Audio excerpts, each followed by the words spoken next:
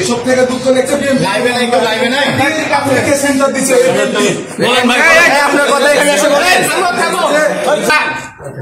গত কয়েকদিন ধরে ইনফরমেশন পেয়েছি যে তানোর থানা আওয়ামী লীগের সভাপতি স্বপন সাহেব এখানে আশ্রয় নিয়েছে।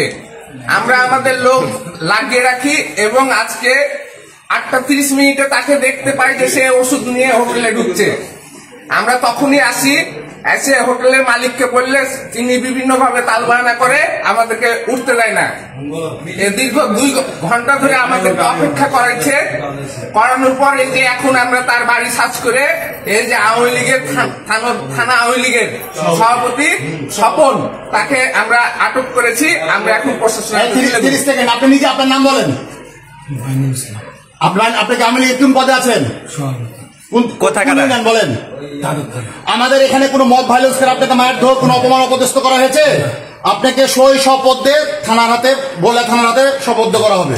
আপনি বলে দেন আপনাকে কোন রকম কোন হয়রানি কোন রকম কোনো কিছু তো করা হয়নি।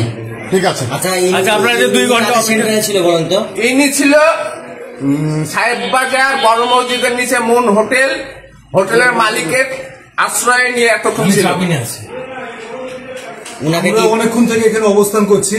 ঠিক আছে, আমাদের কিছু এখানে নেতা কর্মী এসেছে, আমাদেরকে বাধা দিয়েছে।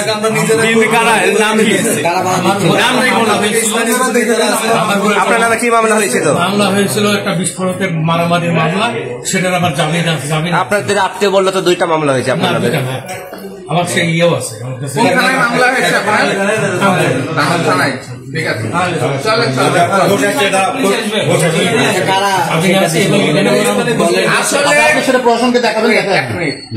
দলের কে সেটা দিছিল সেটা বড় বিষয় না। আমরা বিভিন্ন বড় ভাইরা এসেছে, আমরা তাদেরকে বলেছি যে আমরা এখানে ইনফরমেশন পেয়েছি যে তানোর থানা আওয়ামী লীগের সভাপতি আছে। ওনারা এসে আমাদেরকে বলেছে ঠিক আছে তোমরা কেউ বাসায় ঢুকবা না, প্রশাসন আসুক, প্রশাসন আসলে তাদেরকে তুলে দেওয়া হবে। আমাদের সেই বড় ভাইয়ের সহযোগিতায় আমরা এখন আসামিকে বাড়ির থেকে সার্চিং করে পেয়েছি। আমরা এখন তাকে প্রশাসনের হাতে তুলে দেব। আর যে বড় ভাইরা এসেছিল তাদের উদ্দেশ্যে বলবো যে ভাই আমরা দীর্ঘ সময় নির্যাতন হয়েছি, যেখানেই আওয়ামী লীগের কেউ ধরা পড়ুক আপনাদের দোহাই লাগে আপনারা কেউ তাদেরকে সাপোর্ট করবেন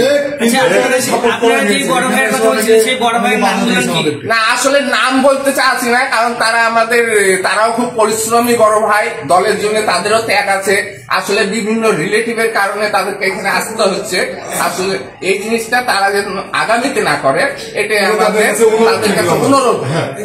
কারণ আমরা অনেক নির্যাতিত হয়েছি, এটা আপনারা সবাই জানেন। আমরা জেল খেটেছি, আমাদেরকে মানে যেভাবে মানে এরা হামলা করেছে বাড়িতে, আমাদের বাড়ি ভাঙচুর করেছে, আমরা দীর্ঘদিন পালিয়ে থেকেছি। আচ্ছা আপনি বলছিলেন যে জামিন আছেন, আপনি কি জামিনে আছেন? আপনার কাছে রিকল আছে? আছে। কয়টা মামলা? থানা দেখবে। আপনার বিরুদ্ধে কি একটা মামলা হয়েছে? আচ্ছা ঠিক আছে।